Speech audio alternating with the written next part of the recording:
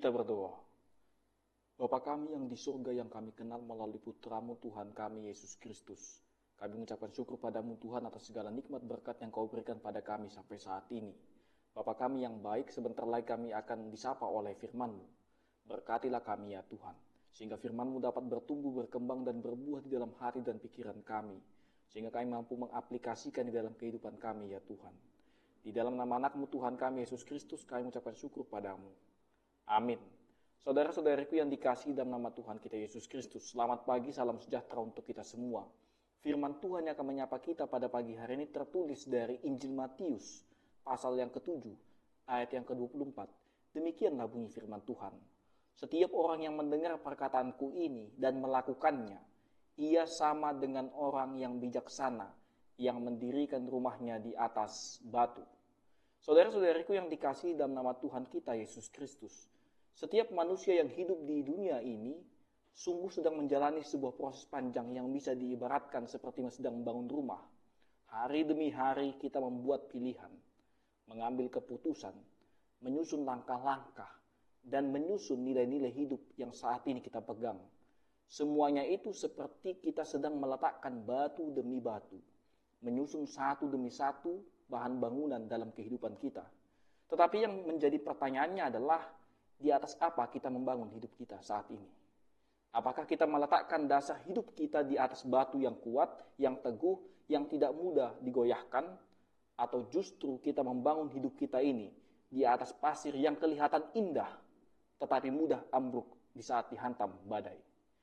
Yesus Kristus dalam Matius 7 ayat 24 mengingatkan kita bahwa orang yang hanya mendengar firman Tuhan, tetapi tidak melakukannya, itu sama seperti dengan orang yang membangun rumahnya di atas pasir. Tetapi orang yang mendengar dan melakukan firman Tuhan, dia seperti orang bijak yang membangun rumahnya di atas batu. Inilah gambaran kehidupan kita yang harus kita renungkan pada saat ini. Ada 3 hal yang dapat membantu kita untuk memahami ayat ini. Yang pertama, mendengar firman Tuhan tidaklah cukup. Seringkali kita merasa cukup hanya dengan pergi ke gereja, duduk di bangku gereja setiap minggu, membaca Alkitab sesekali, mengikuti pertanyaan, atau bahkan hanya mendengar khotbah-khotbah yang bagus dan menyentuh hati kita saja. Tetapi Yesus tidak berhenti di situ. Yesus tidak berkata setiap orang yang mendengar saja akan selamat. Yesus tidak mengatakan itu. Yang Yesus katakan adalah setiap orang yang mendengar dan melakukannya. Artinya iman yang sejati adalah iman yang hidup, yang diikuti dengan tindakan nyata dalam kehidupan sehari-hari, bukan hanya melalui pendengaran.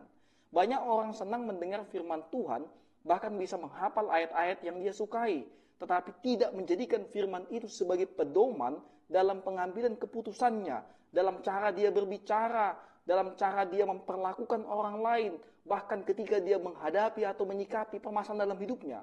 Tuhan Yesus Kristus sedang mengingatkan kita bahwa mendengar saja tidak cukup, karena yang diberkati oleh Kristus adalah orang-orang yang melakukannya dengan taat.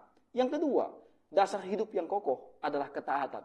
Yesus menyebut orang bijaksana itu bukan karena rumahnya lebih mewah atau lebih tinggi, tetapi karena dia membangun rumah di atas batu, yaitu ketaatan. Ketaatan kepada firman Tuhan seringkali tidak mudah. Terkadang kita harus mengampuni saat hati kita masih sakit. Terkadang kita harus jujur di tengah godaan untuk berbohong demi keuntungan.